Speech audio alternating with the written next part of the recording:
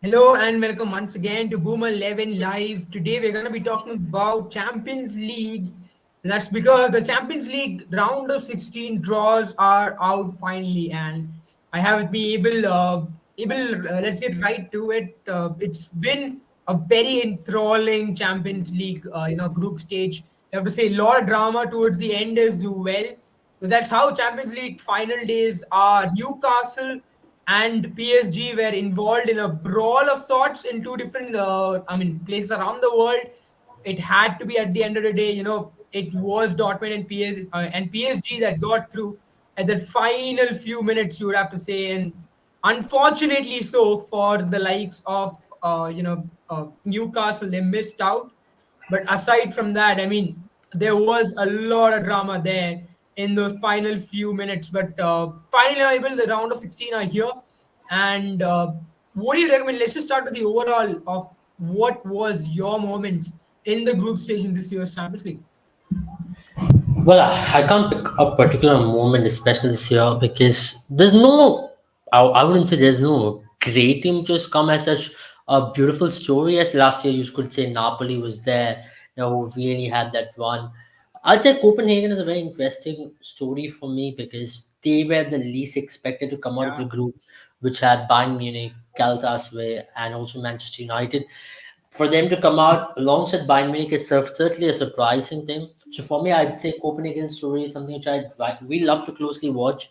Alongside that, I'm very happy for Real Sociedad as well. The way in which they played in the group stage, the kind of finish they've had. I would have ideally loved to have had Newcastle because we did a live stream over here on the last day, almost like a watch along as to what happened in the last moments, and I did make a statement even there saying that things could have been slightly better for Newcastle because they had their moments in that game. It's just that they couldn't capitalize on it. And if they would have gotten through, I'd say that was their game. All they had to do was manage the game and win the game, but it wasn't to be. They couldn't. And yeah, it was PSG and Dortmund who finally scraped through. But yeah, as I mentioned, two stories for me are definitely these two. One of them is Copenhagen, and secondly, an interesting story is Real Sociedad for sure because I expected Benfica to qualify out of that group. Yeah, I mean, you have to say that when it comes to Real Sociedad, they would probably be one of those teams that will feel a little hard done as well because when you do so well in the Champions League, one of the things that you always try to do is win the group because you were trying to get an easier draw. But Real Sociedad, after getting that top spot, ended up drawing PSG, who ended up second in the group. So let's start with that one in particular now.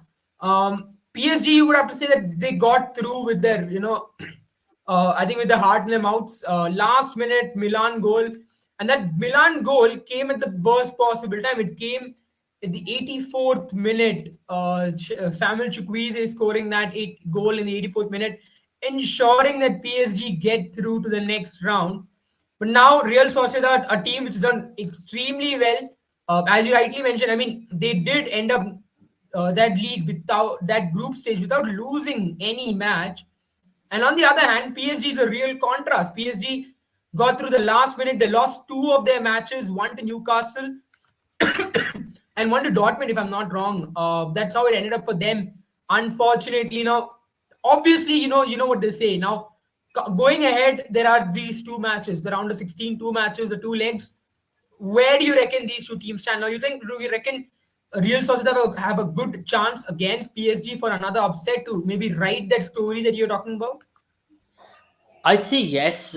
Still, you cannot write off any teams at this point of stage in the tournament, and I think Real Sociedad has a real good chance for them to really upset PSG. Just not because of the way in which they've not been beaten in this Champions League, but the way in which they're put up.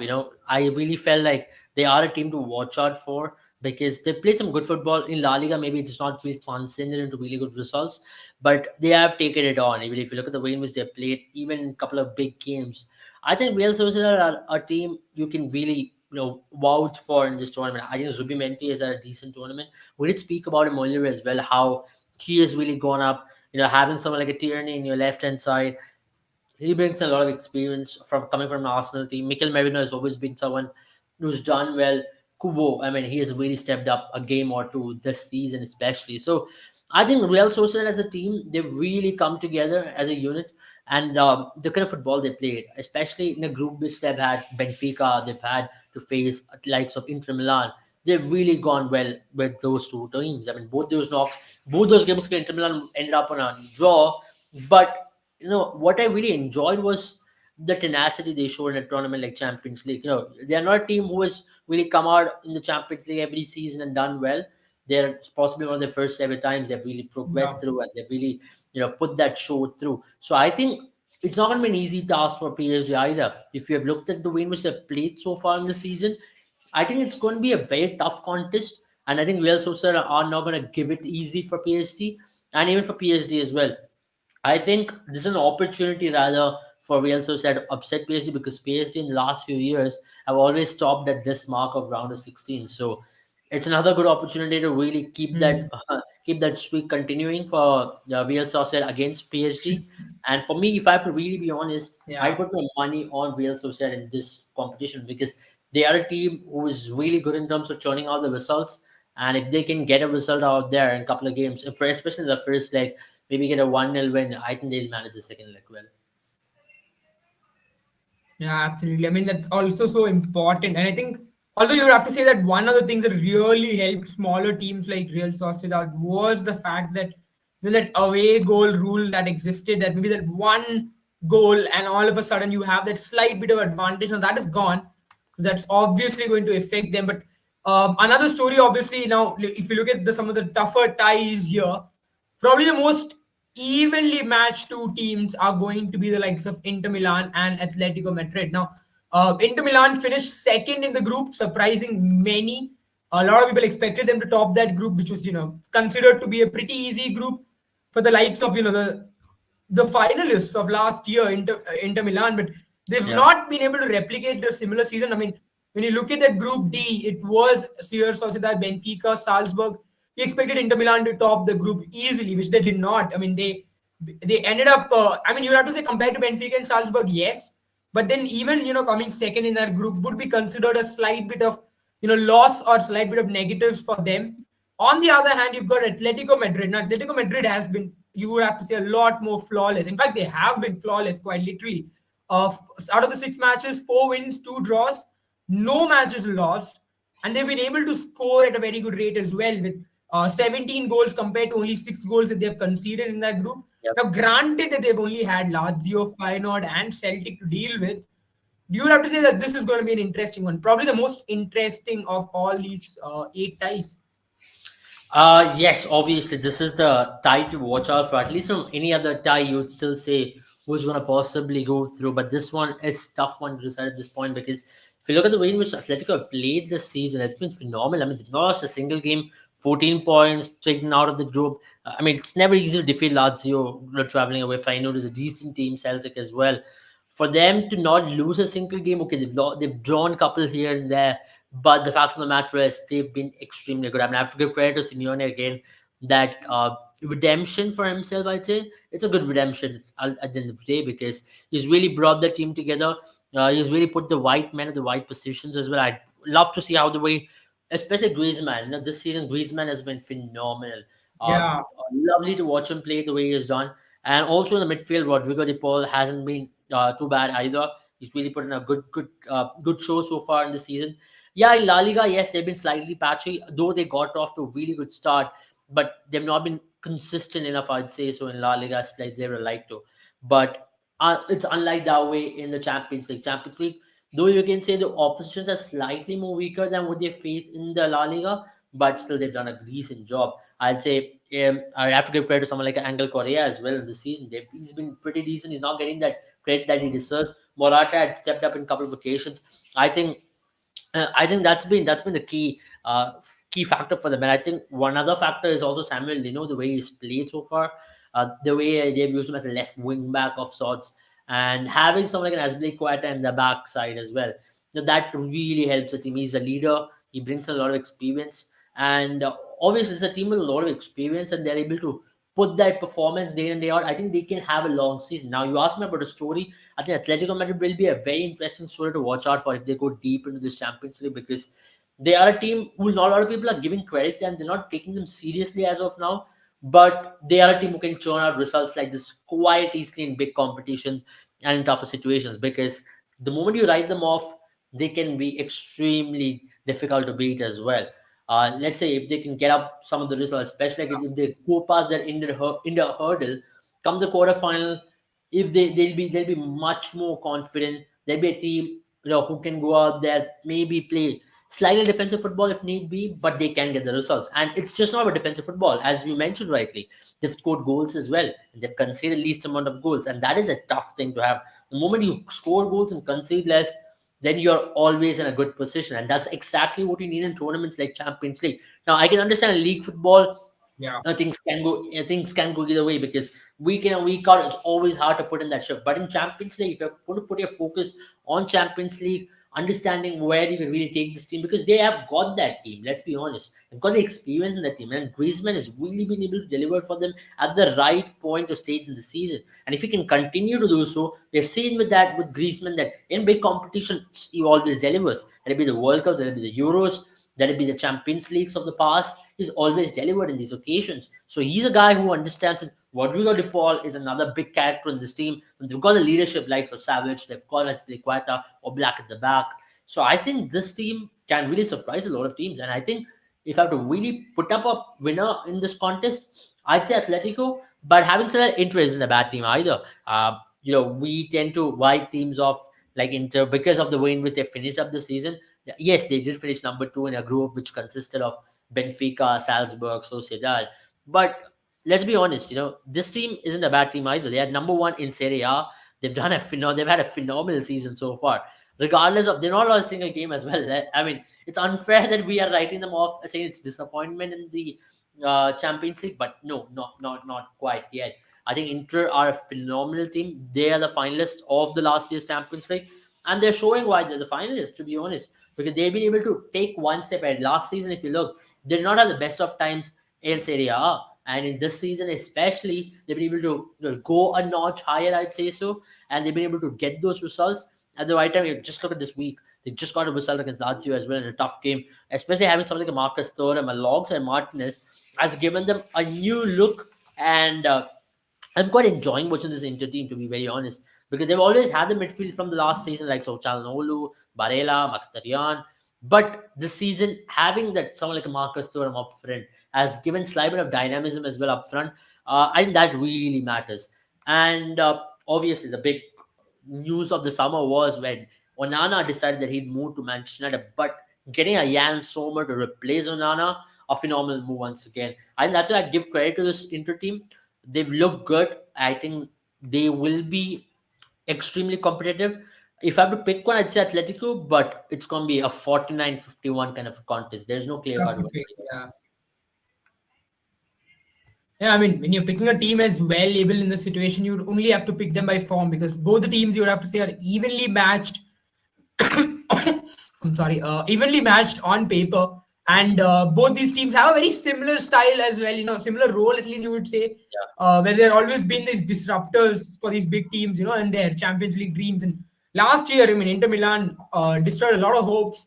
Could be Atletico this year, and one player that I really wanted to talk about, you already spoke a little bit about him, was Antoine Griezmann. Now, he's come back after a long exile. For a long time, everyone knew that Antoine Griezmann was one of the biggest threats or bigger threats in Europe, regardless of which competition he played in. And he always has had that tenacity, that way to find passes, the way to find goals. Like you always knew, you put Antoine Griezmann on the pitch and you're gonna see him create an Yeah, impact. And he's done that for France, as you rightly mentioned. He's done that for Atletico Madrid over the years.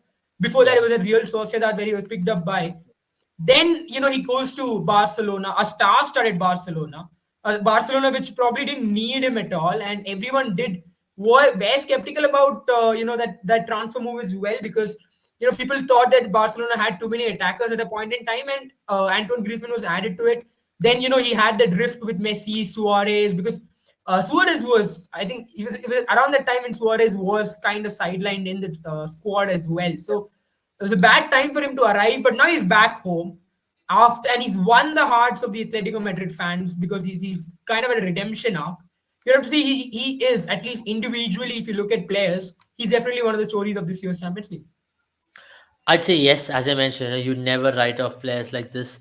He's a phenomenal player. At the end of the day, Yeah. we tend to call these kind of players, okay, they're finished. It's about time that we look past them, but not quite. They're phenomenal. I think if you have to just pick up a story of this Champions League, yes, it is Griezmann, and I think that's where I think he's someone who can really help Atletico Madrid to progress as well. And let's be honest, if Griezmann does well for them. Uh, Atletico Madrid will have a good season, and that's been the case. That's been the case with this team as well, and hopefully he continues to do well like what he's been doing right now. Yeah, absolutely. I mean, interestingly enough, now let's look at some of the other draws as well. Now, even another really interesting one is probably going to be the draw between the likes of Barcelona and Napoli. Now, Napoli obviously came to the semis last time around, couldn't really do a lot after that. Beyond that, people expected them to do well. Now this year, they've not replicated the same in Serie A, but if you look at the UCL draw that they've had, I mean, if you look at the UCL table that they were in, the group that they were part of, you would have to say that they did a decent enough job. They were shadowing Real Madrid. Real Madrid won all their matches. Pretty much a Real Madrid thing to do to be comfortable in the Champions League. But them too, I mean, they did have a very clear, difference between Braga and Union Berlin. They have gotten 10 points, two losses though, but now starts the real test. And against them is the likes of Barcelona, who are trying to regain their Champions League glory ever since, the MSN was disbanded. We've not seen a Barcelona team really, run through the Champions League or really be a threat in the Champions League. In fact, they've struggled to come to this point. There have been times that have struggled to go beyond round of 16. This is probably a redemption arc for Barcelona as a club, also considering the financial restraints that they have, because in the Champions League, even progressing through rounds in Champions League is a huge help when it comes to club buffers. Absolutely. I mean, it's not going to be easy for Barcelona and Napoli, but yeah, it's not a Napoli team of the last year. Let's be honest. I mean, they're half of what they were last season, and that's really affected them to a large extent because of how things have not really gone. They're fifth in Serie A, 14 points behind number one. Yes, finished second in the group. I think Napoli is not the Napoli of last season. You can never say this is Napoli which played last season. Yeah. They almost got to say, oh no, Kim Min-jae left and Exeter and the manager left. I think losing Spalletti was the difference for this team because he was a person who gave that ignition for this team to really go out there and perform. But under the new manager, they've not really done well. I mean, I can't blame the manager solely, but the fact of the matter is, you know, it is one of the reasons because Walter Mazzari, he's good, he's done well, he's got a decent profile, but he's not really converted that into that kind of Napoli team. Because if you won the Serie A, you should be able to convert it and really compete the very next season. Now you're really struggling to compete for the Champions League spot this season. So these are things which you can question, obviously, but yeah, for Barcelona, I'll be slightly happy facing Napoli more than they'd be happy if they have been upset if they're facing the likes of I'd say even resource Paris Saint Germain or likes of Copenhagen for that matter, because Napoli is slightly easier to face in these situations, and Napoli as well will know if they can hit Yeah. form at the right time, they can possibly give Barca a run for the money. Yeah, absolutely. You're right about that. Let's talk about, I think, probably a few more, matches just before we get end the show. That is obviously Man City and Copenhagen. We spoke about Copenhagen. I think Man City, there's not much to speak about. I mean, you would have to say that Copenhagen have got the rougher end of the stick, and Man City would be expected to go through. And if they aren't, that is when the story will really kick in, and that's when we'll have something to talk about. Yeah. Porto and Arsenal again. Porto, you would have to say that they aren't the same team that won the Champions League years ago, but Arsenal, definitely something there for them because it's been a long time since they've been able to make a mark in Europe. Leipzig and Real Madrid, again expecting Real Madrid to go through. Uh, I think let's also talk about. I mean, we've got PSV, Dortmund, Lazio, Bayern as well. So a few of these matches now. Which of these matches you would reckon able? Obviously, Man City, as you're a fan yourself. But aside from that, which other thing, Ty, you really think would surprise some of us? or something, or that those kind of moments, when Champions League, you suddenly don't expect something to happen, maybe a win or an upset somewhere here or there. Not really, nothing to be honest. I have to be very honest. There's nothing which really expects me. Okay, there's going to be an upset here. Pinpoint my hand. I think the only good contest over here, as I mentioned, was Real Sociedad versus PSG, because there is something which Yeah, I can say it can go either way. Other than that, I can pick up a winner from every draw over there. That's why I don't think it's the greatest of draws, but round of 16 has always been that way. I mean, quarterfinal, semifinal, that's where things get interesting, yeah, as we all know. So this is a good opportunity for a lot of these teams to really see how far they can go. If they can pull up a result, well and good. But I'd still say you can pick up a winner by looking at it. Arsenal to go through, ideally Barcelona to go yeah. through. But Atletico Inter is one game you can't decide. Dortmund to go through, Bayern, City, and Madrid. So you can expect these teams to really go through. I don't really see Leipzig stopping Madrid or Copenhagen stopping City or Lazio stopping Bayern. PSV Dortmund, yes, you can say it can go either way, but I still expect Dortmund to win that game because they've really been good in the Champions League. Though they're not really impressed in Bundesliga this season, but Champions League they've been pretty decent if you look at the last few games they played.